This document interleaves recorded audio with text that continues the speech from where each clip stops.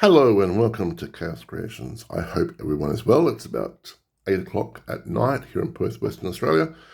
It's now getting towards the warmer weather soon, so the paint and glue will dry quicker, just in time for Legends Imperialis. Lots to talk about today, and I want to get through it as quickly as possible. I don't want to bore you guys. So before I begin, I'm not going to do a video every day or every second day. I'll just do it whenever I've got information and some rumours and some other bits and pieces, and we'll go from there. Now, once the game comes out, I'm going to do some reports and play some games and so forth, and I'll put up the old tripod and we can record and we can go from there. Now, finally, my white dwarf arrives, only a week late, and I was having a look at the battle report, and I love the battle report. I love the fact that different chapters have different abilities and so forth. I think that's absolutely awesome. But there are a couple of things that I'm scratching my head at, and I don't know what the hell's going on. The first one is that it's all on a flat board. I remember games like Hive War with Necromunda, and it was all multi-level and up, down, all the rest of it. But apart from that, I haven't actually had a game that's been multi-level in ages. I mean, Mordenheim, I still play Mordenheim. I love Mordenheim. You've got raised areas. You've got quite high levels, 2 or 3, ruined buildings and so forth, line of sight, going around corners and such. Oh my goodness, there's an old tree stump in the way. I've got to climb over it or run around it and such. Lots of fun. These games are all flat. And I thought about it, and I thought, well, Mr. Chaos, when was the last time you actually had a multi-level game besides Mordenheim, besides Necromunda Hive War? And I went, well, for 40k, it was 8th edition. For fantasy, it was the old world with some hills and trees and such, and a wizard's tower. And I thought, Kill Team, no, once again, that's all pretty much, flat. And I'm like, what happened? This used to be a game of tactics and, and logic and, finding those little hidey hole areas and so forth. Now, don't get me wrong, you've got a couple of places on here that has multi-level, and you've got the buildings here as well. And I believe there is, here we go, we've got some guys sticking up on there, which is quite nice. But for the most part, it's just all flat. And I was shocked. On my games, I've printed out some huge chunks of multi-level stuff. So, tanks can climb up on top and get an area view, and that can be an objective marker. They've got, higher line of sight. They've got, as Obi-Wan says, they've got the high ground. You don't want them to have the high ground. You want to have the high ground. So, it's a great objective to get to. Anyway, I'm guessing this is just like their basic starter game. And also the fact is that I noticed that most of the terrain is all the way around the edge and a little bit in the center, not much at all. I was quite perplexed. I thought it'd be the other way around. I thought they'd have like a couple of pieces, and 1 or 2, and in the middle, have all this sort of terrain, so you move your tanks around and blow stuff up and so forth. And I don't know, maybe I just play a different game to these guys, I like to, have tactics. I like to have, oh my goodness, that goddamn building's blocking my line of sight. Or, you can't see me because I'm, blocked by line of sight. Fun things like that. That said, I was looking at this and, someone said that this army here, Australian, would cost about 2,000 and this about 15 to 1,800. And I can see why. That is a lot of drop pods. You're supposed to get like 4 in a pack. So, that's a lot of drop pods to have. And, same with lots of tanks and so forth. Don't get me wrong, it's gorgeous. And they both have Reaver Titans, which is, absolutely amazing. But it'll be interesting. It just also depends on, of course, prices. If you can get 4 drop pods for, $70, okay, fine, no worries. It's a little expensive, but, $80, $90, no. But if you get a whole stack of 10 for $80, well, hey, not a problem. And I do like the paint jobs. I don't understand what it is with this white. I mean, I understand Death Guard were white and so forth, but it just seems a bit, you know, odd. I like the Thousand Suns, the Emperor's Children, looking in their purple and so forth. Very nice. It was a beautiful read. I really loved it. I really enjoyed it. I don't really read battle reports that much because usually it's either 40k and it's usually an army that I'm not particularly interested in, or, you know, it's Age of Sigma, which just does nothing for me really. So, you know, it's an interesting report. I got a lot out of it. And the other thing I want to mention is these tiles. Now, apparently these are coming out for sale as well in packs of 5 tiles. So if this thing is 5 by 4, so you get 5 tiles, that's going to be like, you know, you're going to need like 4 boxes to make a complete box, a complete board. And even then, you know, I still would want an extra, you know, foot-ish either side just to make it a little bit better. I mean, my rubber matting, which has beautiful high detail on it, cost me a small fortune. It cost me $300, but, you know, I can use it for Mordheim, 40k, fantasy, and I'll use it with this as well. And it's 6 foot by 4 foot, so that extra bit on either side really does help out, even if you're just going to pop down dice or something. But also, you know, it's a little bit of extra room. You know, if your army is a bit too crammed in and you want to breathe it out, I have no problem with it being 6 by 4. Who cares? So yeah, those tiles are going to get expensive, especially, you know, Australian dingo dollary doos. It's not going to be too good. For me, this would be a much later pickup, maybe like a gift for Christmas or a gift for a birthday or something, you know. Anyway, I think it's gorgeous. I like the terrain. It's a little basic, but, you know, I would have thought there would be lots more of the like multi-level terrain and, you know, like I said, hills and so forth, so you can play different games. I mean, I had a great idea the other day about having the board and having like a raised area. So you got the normal area and then having a raised area, having lots of ramps going up to another area and having that go down. So you've got a multi-level game happening of epic scale. But, you know, my brain is just weird and I go to places that most people wouldn't normally go. Anyway, so that's enough for the magazine. So I'll just quickly remove this and you can see what I have been busy doing. So we have some of these Kattos tanks.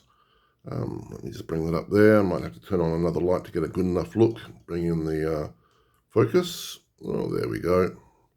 So this is a Kattos tank. Now remember, this is PLA+, so it's not going to be as good as resin.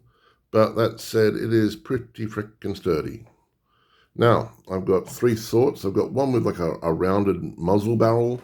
I've got one which was like some sort of laser on it. Maybe it's a plasma or something. I don't know. It looks quite nice, really.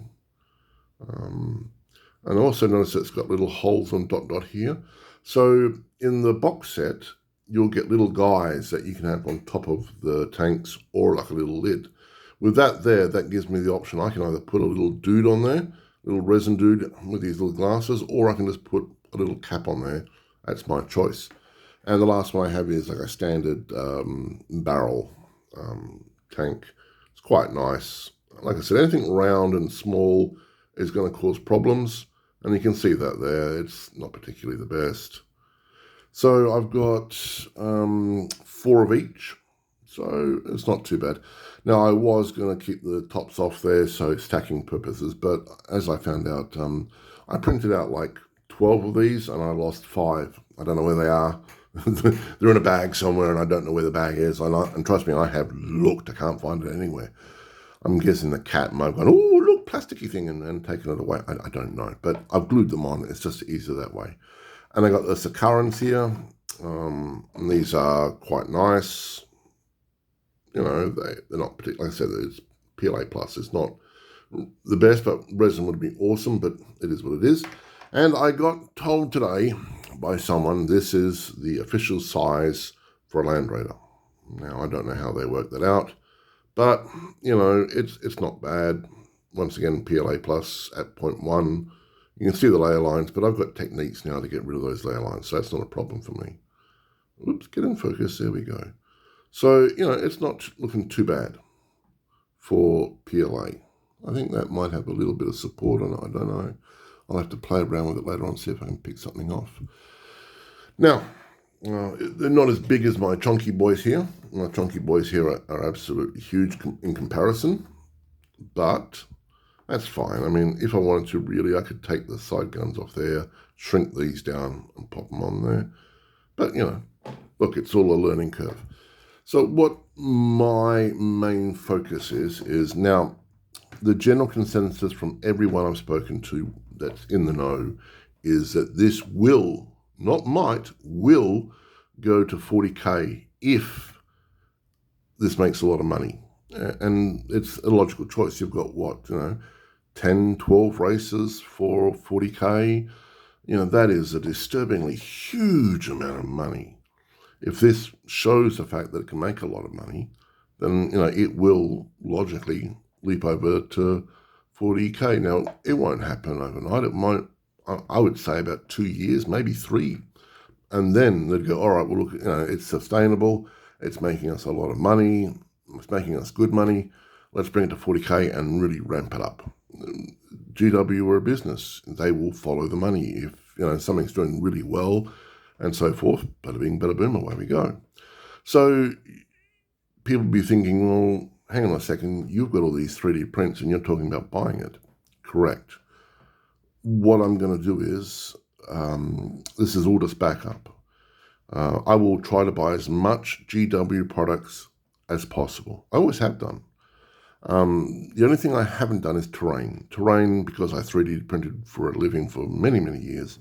I would make this beautiful, huge wizard towers and, rotting dragons and so forth. And if GW made that stuff, I'd buy it, but they don't. So that in itself has been pretty good. But this sort of stuff is a backup. So what I'll do is the main box set and expansions and so forth, I will buy as much as I can. Now, if it's too expensive, like really expensive, and it's out of my price range, there's nothing I can do. I'm just going to have to go without, or option B. And option B is being talked about quite a lot, and I do and I don't like it. I love people printing, I love people inventing, I love people, going, let's get up the hatchet and make it better and so forth, and this, that, and the other. But at the same time, you've got to support a product. You really do. So I will, if I can't afford it, option B. And if it comes out and it just whoosh goes away really quickly, and then they're not getting any more stock, option B again. But that said, I mean, I like to get original stuff. It's all to scale. It all looks pretty. I mean, this stuff is nice and it's easy to make, but it's nowhere near as beautiful and as detailed and wonderful as GW products. I mean, you've got little tiny dudes on tanks, and you've got my little version of the dreadnoughts, and they're okay, I guess. But their dreadnoughts are absolutely stunning. They're amazing. They're beautiful. And they are going to be 10 times better than the stuff that I can 3D print. Now, that said, you can resin print stuff, and resin printing is better, but I will never resin print again to save my life. And that's pretty much the reason why I'm not going to resin print, because I like my life.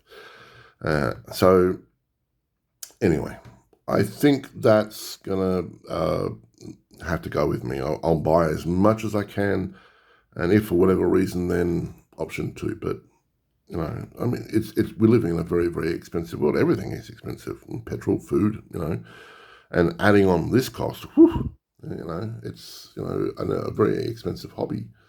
Now,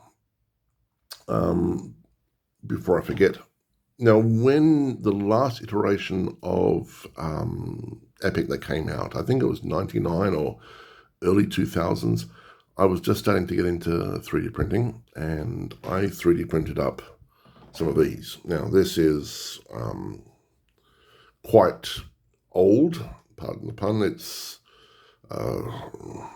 made for the old Epic scale, so it's not going to be good for this Epic, but not far off it. And I did a gatehouse. This gatehouse was printed at 50% bigger, so this actually would fit in with the new Horus Heresy. And if I could find these files again, I've really looked, but I would love to print these out again, because there was a whole, medieval fort and castle and so forth. And I love the idea of not being on a high-tech futuristic world, but being on a backwards world where, they've got farmyards and this and the other, and put in some of the medieval War Master-like terrain and so forth. It's a bit like Monty Python and the Holy Grail. You got all these knights running around, and all of a sudden you've got some police arresting Lancelot going, "Oh, that's a dangerous weapon, sunshine." You just see this beautiful farmland with pigs and all the rest of it, and hills and trees, and then have these tanks just rolling in, and it's hilarious. But anyway, I just wanted to show that a little blast from my past. Anyway, now people have been talking a lot in some of the groups I'm in. Now, like I said, I talk to people that I suspect are in GW. Where and what they do, I don't know. But some of the stuff they talk about, you've got to have some sort of insider knowledge. You have to. And they don't always tell you the gospel. I would say they would tell you the truth 51% of the time.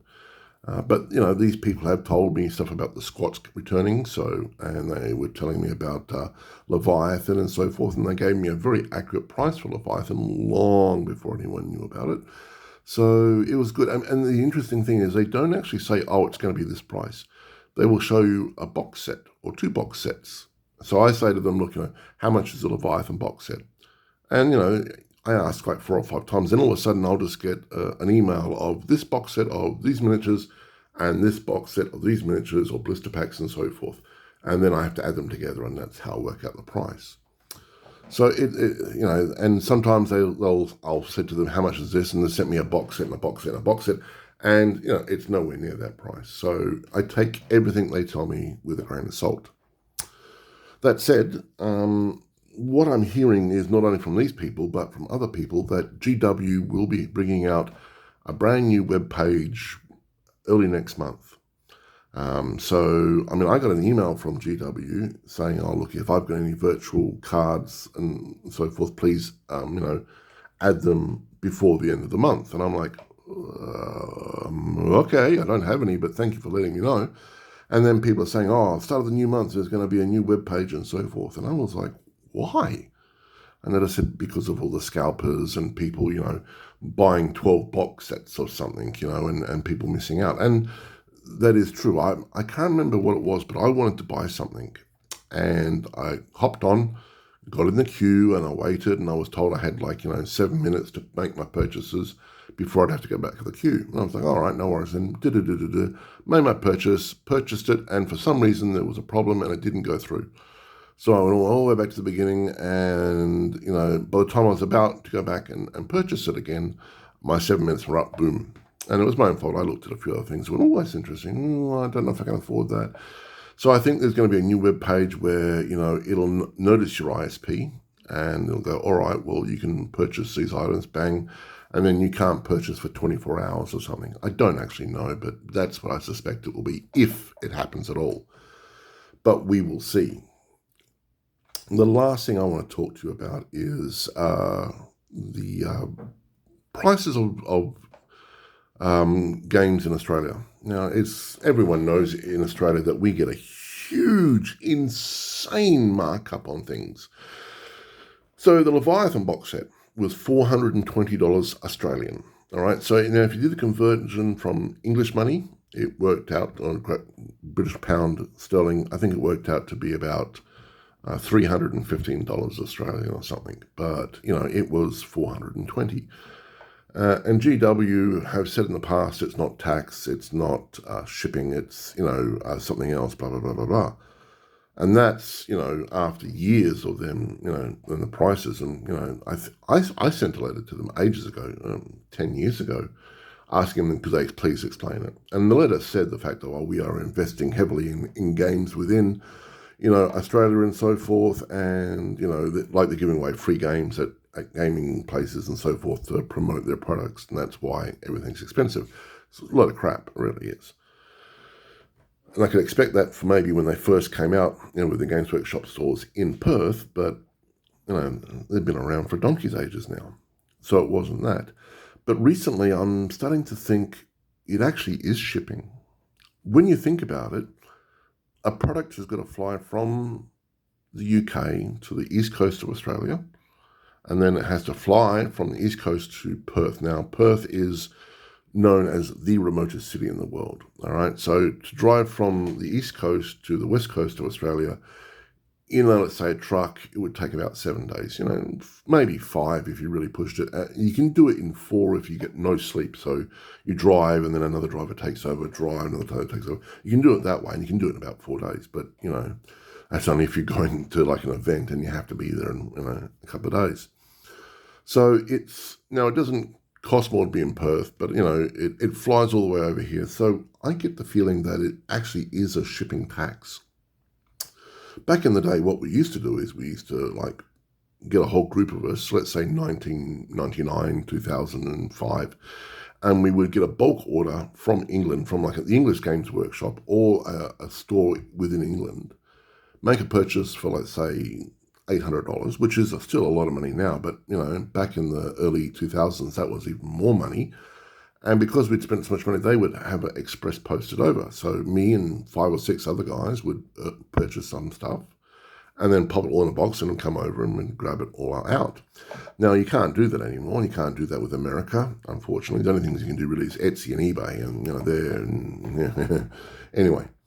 So I get the feeling the reason why it is so expensive is because it has to fly all the way over. I mean, you have to remember, it will be in the store normally a week after it's, up for pre-order.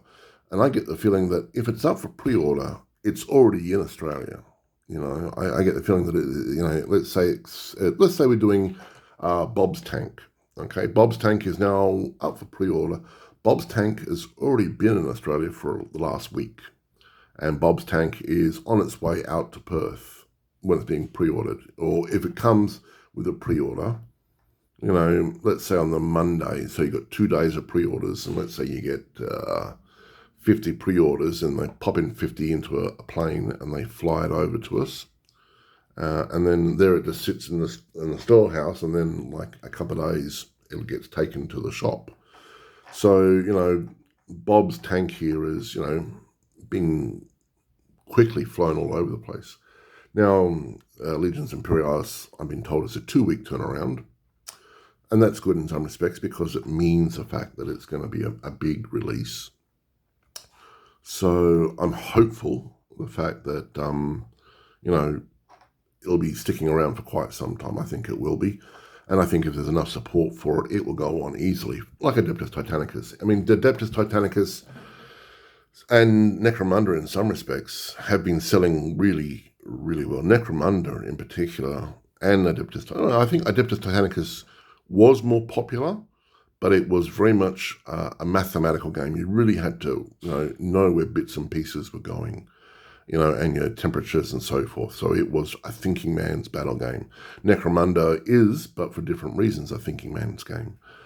Both games have done really well. So I think the fact that if this game just skyrockets off and it gets lots of support, we will see it around for easily 5 or 6 years, not a problem.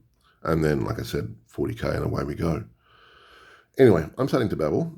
Please like and subscribe to the channel. Any questions, please ask. I'm quite happy. I will be doing a video about the Rogue Trader in the next week or so. I have some questions about the old book that even today I am still confused about. It's not the rules because, let's face it, they're obsolete. But there are pieces of artwork in there that I'm still looking at, and I'm going, what? Anyway, I'll do that over the next week or so. I won't be doing, like I said, a video every week at the moment. When it starts to come out, I'll do some battle reports. I will actually have it set up on a tripod and play games and so forth, and I'll learn to edit. And, we can actually have a battle report on the game. But until then, it's only when there's information. So the Sunday when they do what's coming up over the next week, Comes out about 1 a.m. Perth time. So I'll stay up late and watch it, and hopefully there'll be great news for all of us. Anyway, I'm starting to babble. Everyone have a great evening. This is Chaos signing off. Bye-bye.